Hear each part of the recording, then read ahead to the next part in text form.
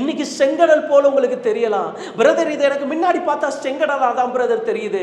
இதை கடந்து போறதுக்கு ஒரு வழி கூட எனக்கு தெரியல. இதை எப்படி செய்யறதுனே தெரியல பிரதர். நானும் இன்னைக்கு தாண்டிடுவேன், நாளைக்கு தாண்டிடுவேன் அப்படின்னு பல நாட்கள் நான் கடந்து கடந்து ஓடிக்கொண்டு இருக்கிறேன். ஆனா எனக்கு முன்னாடி இருக்கிற இந்த செங்கடலை என்னால கடக்க முடியாம நிக்கிறேன். எப்ப நீங்க உங்களுக்கான வேலை அங்க இல்லைன்னு உணர்றீங்களோ அப்ப கர்த்தர் வெளிப்படுவார். மோசே நன்றாய் உணர்ந்திருந்தார்.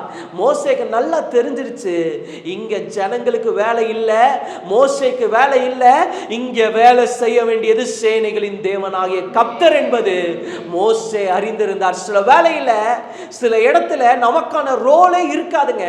சில யுத்தத்துல நம்ம செய்ய வேண்டிய வேலையே இருக்காது. நம்ம சும்மா இருக்கணும், அதுதான் நம்ம வேலை. ஆனா நம்ம என்ன பண்ணிருக்க மாட்டோம்னா அந்த இடத்துல சும்மா இருந்திருக்க மாட்டோம்.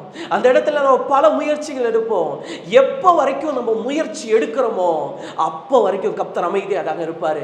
எப்ப நம்ம அமைதி ஆகிறோமோ அப்ப அவர் வந்து சூழ்நிலையை மாற்றிவிட்டு கடந்து போய்கொண்டே இருப்பார்.